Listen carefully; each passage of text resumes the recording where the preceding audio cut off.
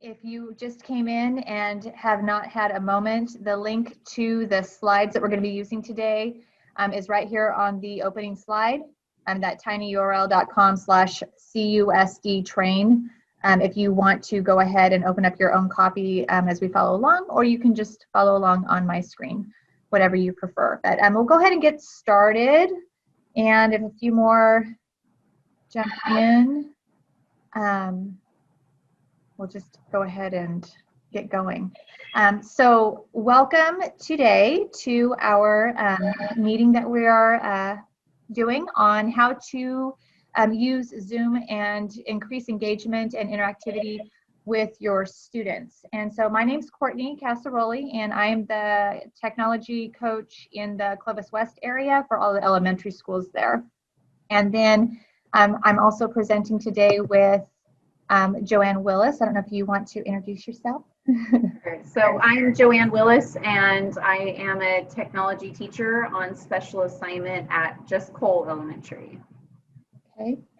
And so if you just came in, I think a couple more came in. One more time, that address to the slides we're using are here on this opening slide. And you can see a few little icons at the bottom. Those are going to be some things that we're going to be taking a look at today. Disclaimer, just before we get started, right before our meeting, we received an email that Zoom is having a few connectivity issues in meetings. So if things go a little, we lose you or something kind of happens with that, then we'll just go ahead, I'll reopen the meeting and we'll start again. But I will wait. Part of it seems like some of the issues were with some of the tools that we were actually going to be using today. And so I think we're going to just wait to the end and use the meetings at that point, or use the tools at that point, just to try to eliminate having computers freeze. Okay. So with that in mind, the purpose of today, again, we're going to be talking about how to increase interactivity and engagement with your students. This is more of an intermediate class, so I'm going to be kind of making a little bit of an assumption that there might be some background in some of the tools that we're using. And if there's not, then myself or Joanne or a coach in your area will be happy to work with you on those things to get you so that you're able to use those with your students. So first thing that I want to kind of talk to you about, a couple of things. When you're working with your students, and I know you have, a lot of you have little ones, you have the ability to teach your students how to minimize their screen so that they're able to work with their, they can look at your screen and they can work on their own screen as well. So if you haven't started to teach your students these types of things, you might want to consider possibly doing that, depending on, I know we have kinder through second, so second graders, first graders, yeah, kinder, that might be a little tricky teaching them how to minimize, but I just put some basic steps here on how to do that, just clicking escape to come out of full screen, where do they find their color wheel to get to clever, and all of those types of things. And the next slide is actually going a step further, where students can actually split their screens so that they have your teacher screen that's shared to them on one side, and then they have on the other side, they have their work, so they're able to work in real time. So you're going to have to kind of gauge with your kiddos where they're at with that, and what's going to work best with your students. Are there any questions on that? Okay. So if I continue on, I'm also going to be referencing this slide deck. The link is here on the actual screen. So if you need to reference anything Zoom related, this is going to be the slide deck that you can go to. It keeps growing. There's a lot of slides in it. And so some of the things that we're going to be using today, I actually put what slide numbers they are so that you can quickly go to them to get things enabled so that you can actually use them in a meeting. So if we've been using Zoom, we know that there's certain things that you have to actually enable in your settings first, and then you have the ability to control those things during your meeting. And so if you're not entirely positive what I mean by that, if I were to go to Zoom and I went through Clever, and I clicked on my settings, this is kind of what I'm talking about here. And so there's some settings in here. For example, if I want the ability to have my whiteboard in Zoom, I have to then I have to have that turned on in my settings in order to have ability to do that. If I want to have the ability to annotate, I have to have that setting turned on in the settings before the meeting in order to have that ability. And so some of the things that we'll be looking at today, we have to make sure they're turned on first. And so one tool that I think would be really useful with your students to get more kids involved during the lesson, so they're not just listening to you, is to turn on that annotation tool if you have not already done that. And so the setting itself that we were looking at looks like this, and you just need to make sure you toggle that button on for your students so that they have the ability to annotate. If you want further directions on how to use the annotate tool, on slides 64 through 68 on that slide deck, that's where that information is for you. And you also can turn on features. If I actually click to this, let me show you what I mean by that. If I'm looking at the annotation tool, your students, in order to be able to turn on annotation, are going to need to be able to click their view options button up at the top of their screen and click annotate. So you've given them permission, but in order for them to actually annotate, they have to turn on their toolbar by clicking that view options menu up at the top of their screen. And once they turn on their toolbar, it's going to look something like this. They have lots of options. And so not only can your students work on like a whiteboard type situation, they can annotate over web pages and other things. And so we're going to take a look at that as well. A couple of things I wanted to call your attention to. If you're working with the annotation tool, you have the ability by clicking more when you're in a meeting, and you can actually turn it off. So if you maybe have students you don't want them to have the ability to annotate, you can disable that. You also, my favorite, can turn on names. And so when a student annotates or marks on the screen, you're going to see their name flash up next to it. So you're going to know who was doing what. So I find that very helpful for a number of reasons. And so at the end of the meeting, this is one of the tools I don't want to turn it on right now because in case we're having some connectivity problems, I don't want my computer to crash and I'm going to lose you.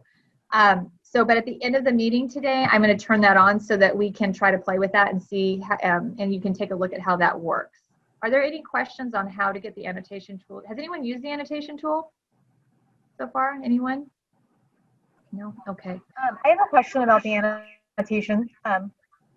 You said the student name. Will that work for the emoji things too, like the hearts and the stars and the arrows? I feel like the kids have put those on and the name doesn't pop up. Oh, I don't know. Joanne, have you noticed that before? Usually the emojis, are you talking about the reactions, like when they raise their hand or give a thumbs up? No. So I just recently figured out this annotate tool because my kids were putting hearts all over my presentation. And I couldn't figure out who it was, but then if they wrote on it, their name would pop up. But when they put just the hearts, I couldn't see their name. Yeah, it should be, if you have that turned off, it won't show their name, but with the hearts, it's called a stamp, it should show their name as well. Okay. So I would just make sure that that's off if you don't want them doing that during your lesson. Okay, thanks. Yeah, you could just disable that and that would take care of that. Yeah, I had a teacher send me a text message and she was like, there are hearts all over my screen and I'm not doing it. And so I ran over and showed her how to turn it off, but yeah. Mm-hmm. Okay. So if I'm looking, if I go back over here and I set up my annotation ability, one thing that you could possibly do with your students is go into benchmark, and you could, instead of being on a dot cam with the paper that way underneath, you could actually annotate on your Zoom meeting on the ebook. And advantage to that is that then your students would also be able to participate on your shared screen as well. as opposed to just you marking on the hard copy. And one thing that I was noticing, you could actually go into benchmark, but on several of the units, if you go into in your drive, you should have a copy of the CUSD curriculum guides. And if you're, oops, let me scoot this over so I can move. If you go into the CUSD curriculum guides, here I have it, and click on ELA, and then go into benchmark, several of the units have made those shared reader books into PDF copies.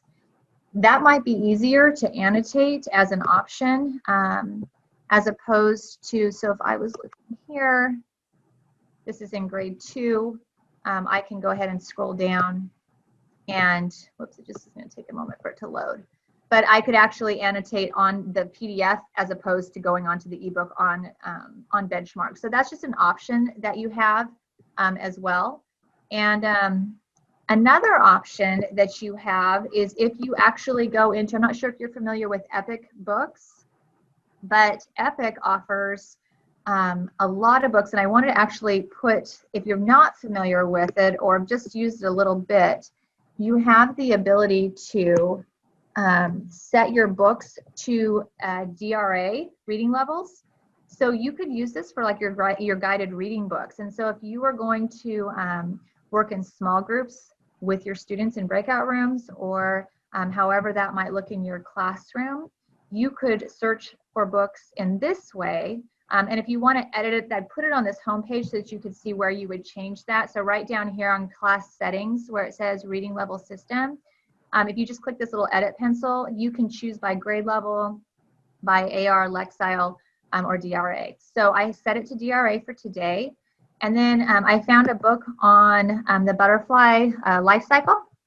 And so if I wanted students to, maybe I wanted them to annotate, whoops, and maybe we were circling nouns or we were looking for verbs, whatever it may be that we're studying, you can actually annotate and have your students annotate on an Epic book as an option as well. So highly recommend, if you don't use Epic already, that's a great resource for your students.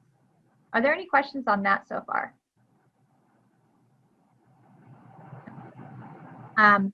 Additionally, besides going to your shared reader and to Epic, and also I put on here as well for you, just to reference one of these, I kind of left some different options for lessons. So maybe beginner would be that the teacher is annotating on the screen at the beginning. And then more intermediate teachers now allowing students to annotate on a shared screen just to increase that interactivity. And then in some cases, the next option would be to have your students minimized and they're working alongside you, or they've split their screens and they're working with you on their own copy. So the first two are a shared screen type of lesson. And then the third option would be the students actually working on their own copy alongside you. So when you see these lesson pages, that's pretty much just what we're kind of talking about there. And then this was, of course, another example of what this might look like for students when they're working in an Epic book about butterflies. So the next thing that you can do, and this is going to be talking about the remote control feature. So remote control actually grants one student at a time the ability to work on your screen, not the annotate tool, but let's say I was working on a Google Doc, they would actually be able to interact and mark on Google Doc with the tools that are in Google, if that makes sense. Or let's say I was in Seesaw, for example.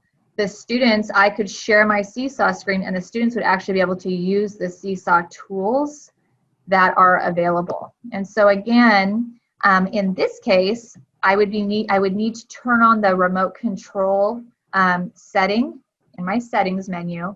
It's kind of down by like where the whiteboard is and those feedback reactions, all of those types of settings. And then once that's enabled, then you have the option to use remote control during your meeting. A couple of things that I wanted to make sure that you're aware of. When you're using remote control, it's going to look like this.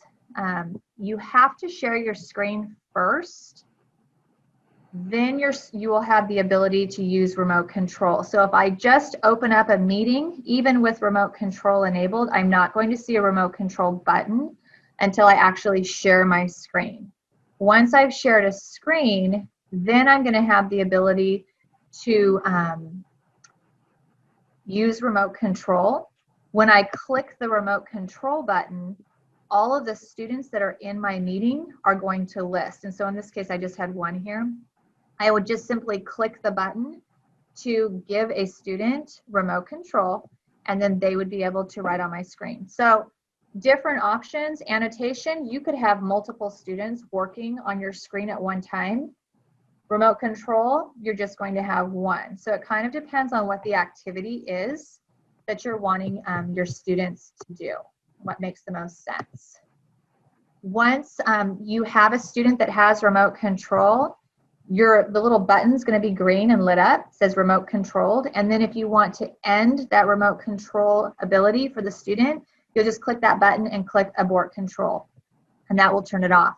So just keep in mind, there'll be a little bit of management things involved because basically you kind of have equal power.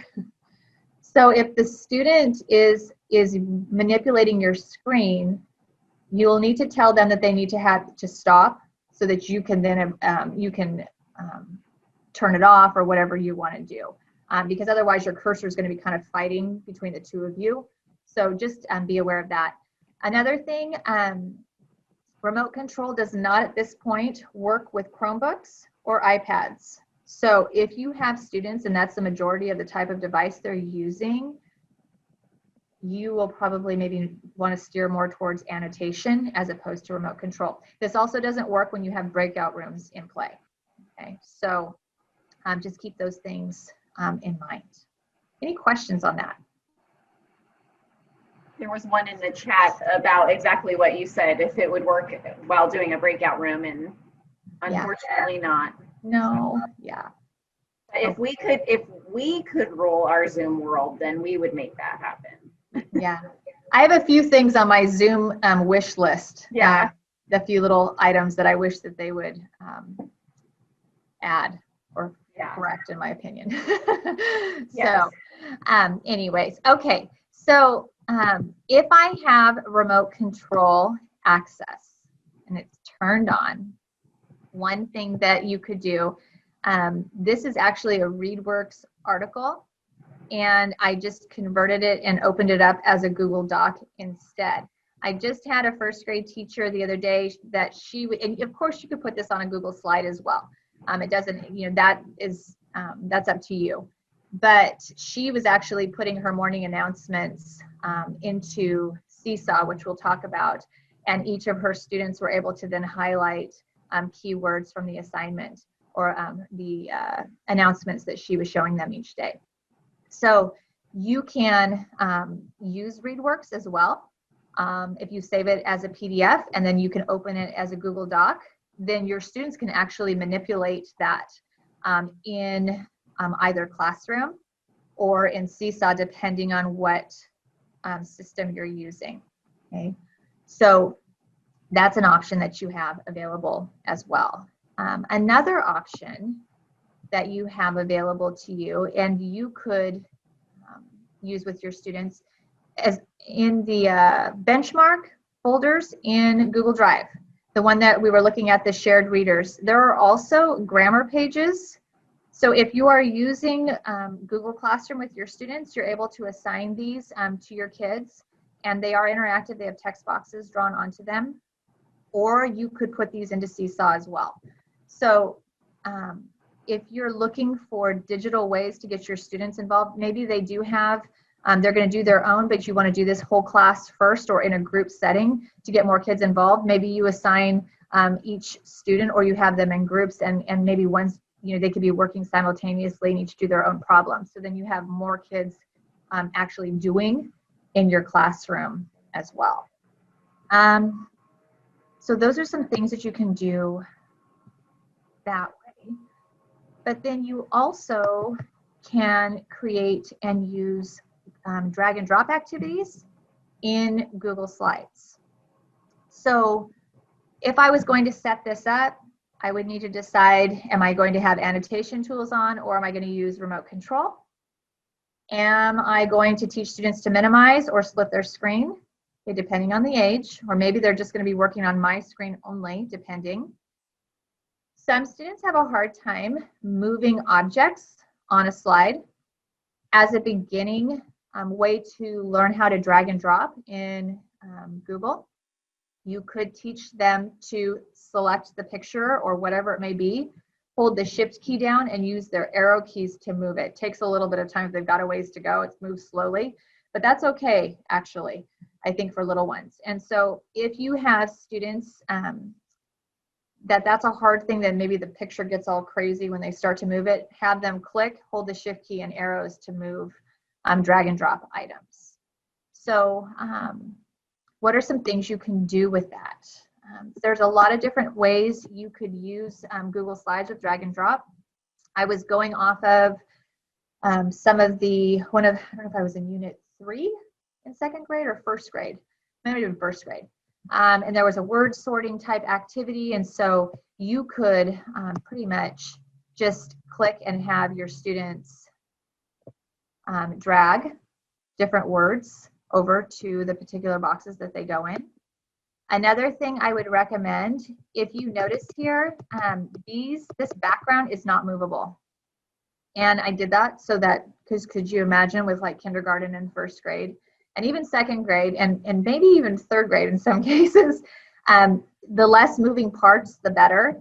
And so the only parts that are really able to move here are these words.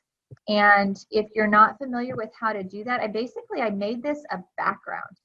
And so when I click off of this, if you look up here at background, I created this template here, and then I downloaded it as a JPEG and made it, and then added it as an image background. So I can use this in a variety of different ways, and my students can then just use the moving parts to complete the activity. So I've got words here. Potentially, I could do shapes. So if you have your kinders that are working on shapes, they could drag the shapes into the boxes to sort. You could use colors. So this could be an activity that your students don't even have to be in Google Classroom. This could be just something that you are sharing with them, and you're letting them work on the screen with you whole class. I went ahead and left the template here. A few slides down, I went ahead and made a separate slide deck with the templates on this so that you can make your own copy. And then if you want to keep, I always encourage teachers to start kind of accumulating different templates so that they can just kind of tweak them a little bit as you would like to use them with your students. So that's one thing you can do. Another, you could have students decide the rule that you're going to be using and sort in this way. So maybe I'm going to have, the rule is going to be orange butterflies, and then students can drag all of these orange butterflies onto the correct side. And then I can make a rule for this one. So you can, there's a lot of different ways you can use this with content or units of study that you're doing with your kids. These are just kind of some little ideas, and then maybe I'm hoping what will happen is you go, oh, I could use it with this instead. And then here's a template as well. Additionally, you could do a slide template like this with drag and drop with your students, and you could have whole class involved where they're dragging the A word into the box. So lots of different ways that you can use this. Sequencing, I pulled this again off of Unit 3 on benchmark because I know it was talking about life cycles. So students could drag the word and the picture to show sequencing, what happens first, next, then, and last. You could do that with pumpkins. Gosh, I mean, I'm thinking of all the different butterflies, frogs, all kinds of different things that you could use this with. It doesn't have to just be with a butterfly. And this was another sequencing activity I thought was kind of fun for this time of year. So students can create a jack-o'-lantern. So, you know, depending on what time of year it is, you could build all kinds of different things. And students could type in the box, okay, what happened, what they added first, second, third, or then last, however you want to do that. So lots of different ways that you can use Google Slides. Hopefully these are usable to you or gives you an idea of how you'd want to tweak that to use with your students. Any questions on that so far? There was a question about the students dragging and dropping. They would have to use the remote control tool if you're doing it during a Zoom lesson. But if you were to assign this in, say, Google Classroom or in Seesaw, then they would be able to do that independently, whether the screen was minimized for Zoom and they work on it while the teacher is teaching, or they can do it after the lesson. So that was the question, was they would use that to drag and drop during the lesson, was the remote control tool. Okay. Okay. Question too about the dragging and dropping. Is there a way where you could make it to where you can't resize the image for the kids? Unfortunately, because I know, you know, one of those things that I like to teach students right away is the undo button, because I know that if they, you know, and then they end up with this skinny long, you know, it's all crazy. And so if they click that back arrow to fix that, but for some students, especially younger students, that would be why I would have them click it and hold the shift key and do the arrows, because then they're less likely to have the picture get large, small, skin, you know, squished together, gigantic, or out of shape. So, but you can't really make it so that the picture doesn't change, if you will. Okay. Uh-huh. Okay. So if you are, does anyone use Seesaw here? Some of us? Anyone? We're huge fans of Seesaw. If you are not familiar with it, it's a great tool to use with your students or a platform, because it allows, and let me show you, I have one classroom opened up here. This is what Seesaw looks like if you're not familiar with it. It's set up so that the journal is going to be where your students post their work, and activities are going to be the things that are assigned here. And so if a student was going to be working on an assignment, and up here at the top, you can see this was actually one of those benchmark grammar pages. And in this case, I'll go ahead and open it. Notice here when I click add response, one thing that's really great about Seesaw is you can be a sample student. So you know how sometimes it's difficult because you want to show them exactly from the view that they're going to have. Seesaw has that built in if you enable sample student in your settings. And so this is going to be the board or screen that your students are going to probably spend most of their time in. And so I'm just going to scoot this in a little bit. I went in here and actually drew the text boxes in for the students. So all they have to do is click 2 times and then they can type the word. Just because sometimes I think the text boxes at the beginning for little ones, this could be kind of tricky for them to have to try to fit that in one little small area. So I went in and just drew them in really quick for them. But this would be one activity that your students could do, and then they could just type the word into the box as they move down. But what's great about Seesaw is you have the ability to make text boxes like what you have here, but they also have the microphones so that they can record themselves. And so I like that as an option for an assigned activity, but also as a way for students that maybe really struggle with writing, or maybe are second language learner. They can speak if writing is not quite, or they don't have the motor skills for the typing. There's an option for them to record their voice as well.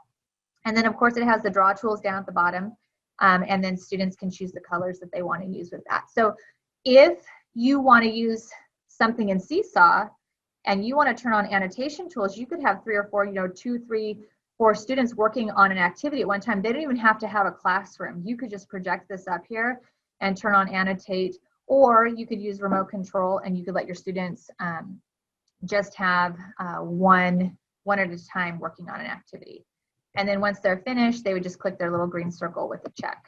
So, but what I wanted to show you was you can also do drag and drop activities in Seesaw.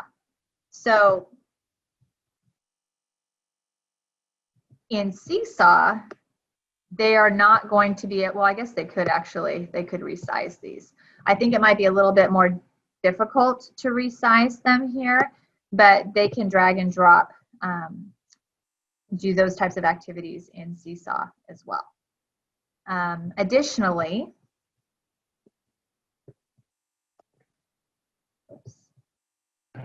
and I just want to add really quick that a lot of times the kids are using their finger on the screen, and typically they're putting their finger in the center of that picture and dragging it, so they don't always have that issue. I don't find that they have that issue very often in Seesaw. And we should tell them too that we know that we will be teaching some Seesaw trainings in the future, so stay tuned for that. If you're enjoying watching stuff in Seesaw but you want to learn more, stay tuned for that announcement from Sherry. Yes. Another thing that you possibly could decide to do with your kids is you can put those iReady PowerPoint slides into Seesaw and let your students work on iReady math problems in Seesaw. And so if you have the free version of Seesaw, you're only able to add one slide at a time. So I wouldn't choose this one because nothing's happening on it. But you could put one, for your little ones, maybe it's just going to be one activity and you want them to show 2 or 3 different ways. I'm not sure what, but this looks like this could be certainly not first grade. It's either 2nd or 3rd grade. So there's different activities you can put, these types of slide presentations on here as well for students to work on. Okay, so any questions, any other questions about Seesaw?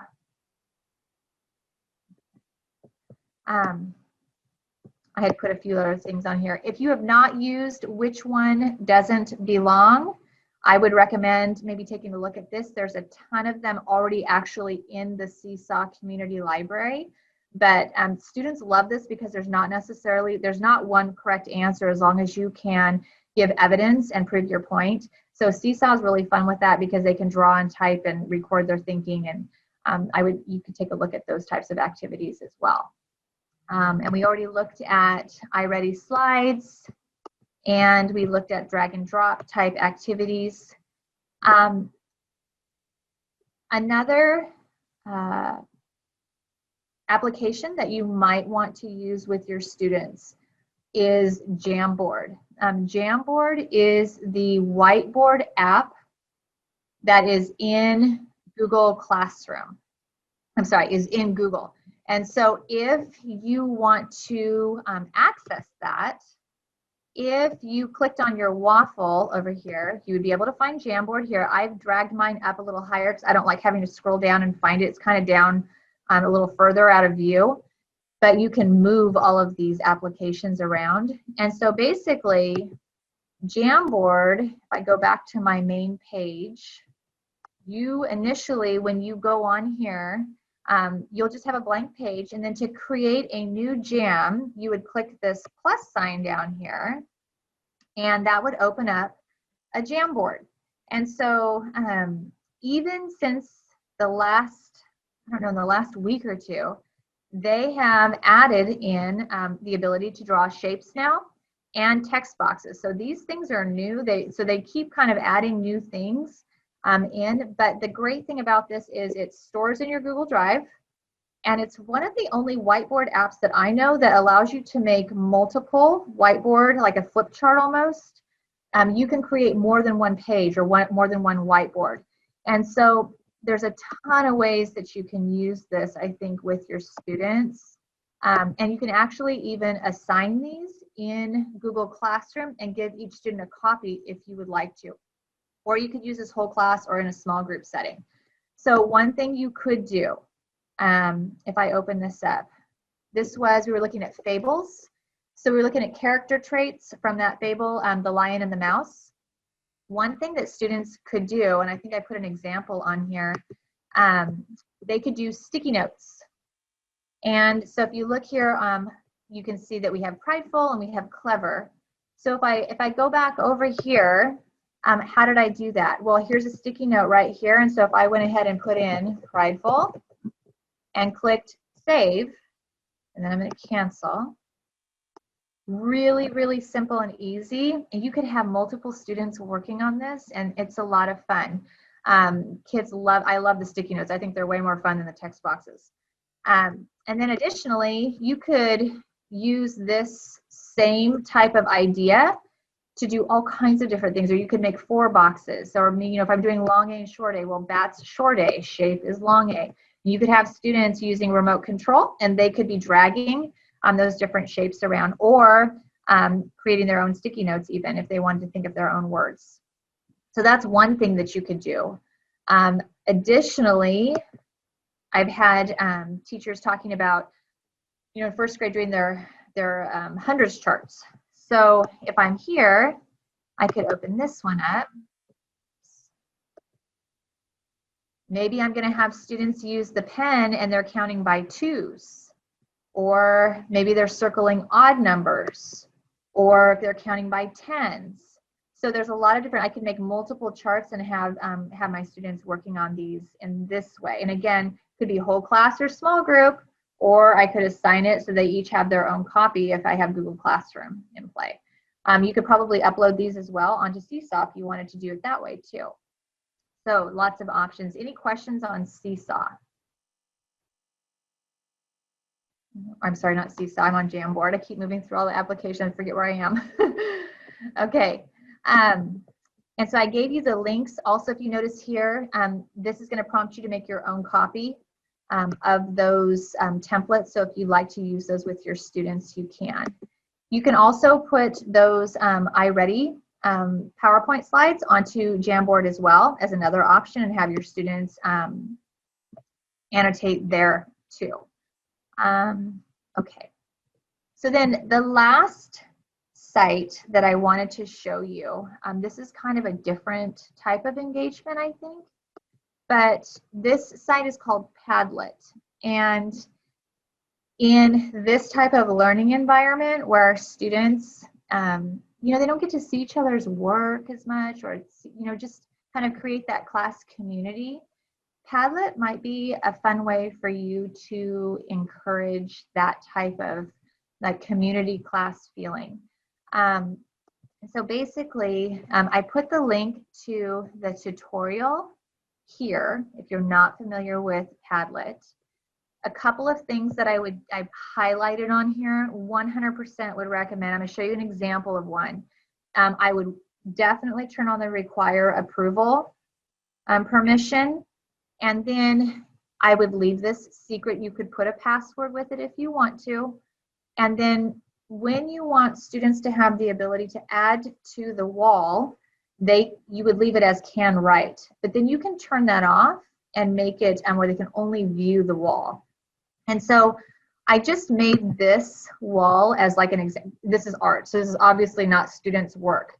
But potentially, you could make different, maybe you're doing different art activities or something with your students, or writing something, and you want the whole class to be able to see what they've been doing. You can make columns in this case, and you can they can drop all their work and it can be added to these different columns.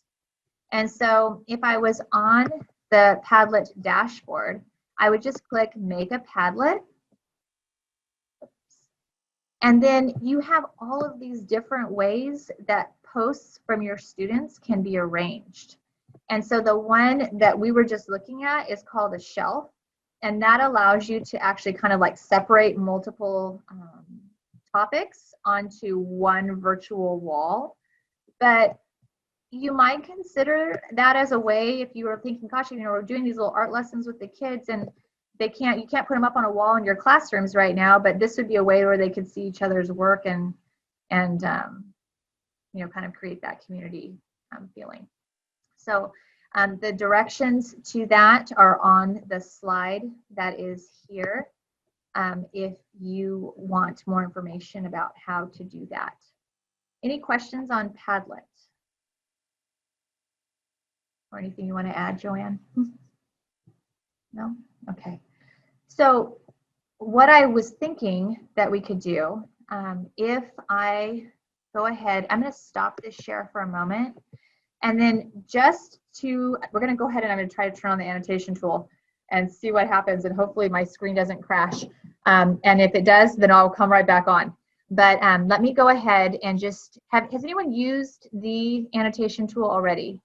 You're familiar with it? No? Okay. So if I want to use the annotation tool, I'm going to go ahead and I'm going to turn on the whiteboard. So everybody has this in front of them. So up at the top of your screen right now, if you would like to annotate, if you click that View Options button that's up at the top of your screen, you should see in that drop-down menu the word Annotate. And then if you click Annotate, you're going to have a toolbar that has all kinds of different tools that you can use. So if you want to just, I don't know, draw something on the whiteboard, you can kind of see how that works. I think you have to enable it for us still. Oh, do I? Okay. Yeah. Oh, I sure do. Sorry. There you go. Whoops, let me turn this off. There we go. There. Okay. There it goes. Okay. So you can see how that kind of works. Oh, I don't have the annotate button anymore. That's so weird. It should be on. It says, I see Lisa, I see some going. Oh, okay, I have it now. I have it now. Maybe too many of us were trying to do it at once. You might have been. Okay, and I see some, Tashelle is requesting remote control of my screen. She found a remote control. Yes, and so you can get students that want to use your remote control, and then you have the ability to approve or decline. Okay, so I'm sorry, I didn't see the annotate, and so I was like, well, maybe I'm supposed to click that, then go to annotate. But I now see the annotate. Okay. Okay. So you can see that if I was on, for example, if I was using Epic, you could have your students all working on a page, or if you're working with a reading group, and they could be, during a guided reading group, and they could be annotating on the page that you're working with them. So I think lots of different options available on that. What I'll do is we'll go back over to the other screen. I'm going to put this back on. And it didn't crash, so hooray. I'm so excited about that. If I come over here to Epic, say, let me click on this. And then let's just say I was going to give someone remote control ability. So, and maybe I'm going to say, can you circle a noun on the page? So what if I gave, let's see, Mrs. Ross, I'm going to give you remote control. Okay, so now you have the ability to circle a noun that you see. Are you there? Yes, I'm here. Okay. Okay, so I'm using the annotating tool, right? No, you're actually able to, oh yes, you can. I'm sorry, I gave you remote control and I'm on the wrong thing. Yes, you want to use the annotating tool on this one. You could actually turn the page though if you wanted to on this. Okay. Because you have remote control ability. So you could turn the pages. So right now, Jessica's turning the page. I'm not, because she has remote control. So she could be telling the story and reading it to the class because she has that ability. Okay. Okay. And then I did circle plant. Can you guys see that? Yeah. Okay, perfect. Okay. All right. So I'm going to turn that off. So to turn it off, whoops. Oh, sorry. I'm moving. I'll stop. Yeah. No, well, it's interesting because, and these are the things that kind of come up with this because, whoops, and I need to see my annotation tools actually. Where did mine go? There they are. Let me clear all this. Clear all drawings. There we go. So I'm going to put us onto a seesaw assignment because then I'm going to give you remote control and let you see what that looks like on that page instead. Let me do this. I delete and start over. And let's see here. Whoops. Add response. Okay.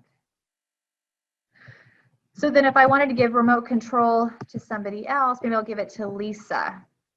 Then Lisa can actually drag pictures onto the correct columns in this activity.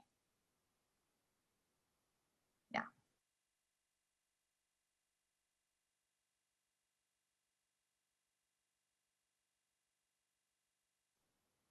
So just a fun way to get your kids involved and your students involved, so they're not just listening to you talk, but they also get to participate as well when you're doing the lesson. Does somebody else want to have a chance here? You can kind of see what it looks like or how it works. Let me click on Stacy. You want to go? You can kind of see.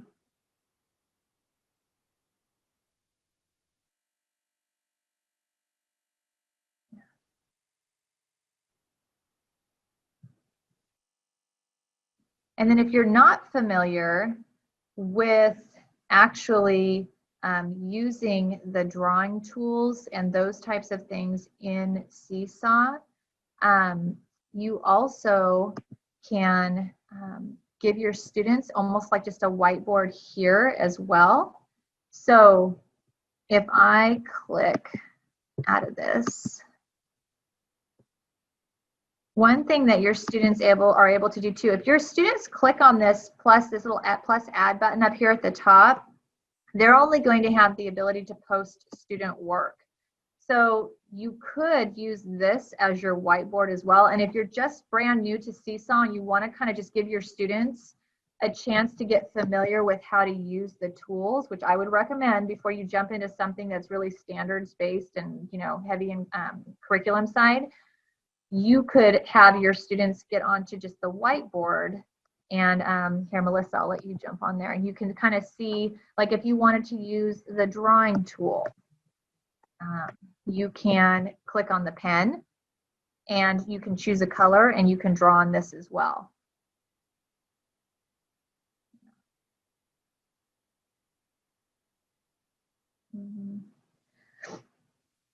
Another option, while Melissa's doing that, you could even, if you had an activity and you wanted more than one student on Seesaw working on that whatever template that you have, you could just have the annotation tools in Zoom and then more than one student. So even if, I just wanted to have any students working, they could use the annotation tools in Zoom and then work on a whiteboard page or an activity. So there's lots of different ways you could use these different tools that are out there.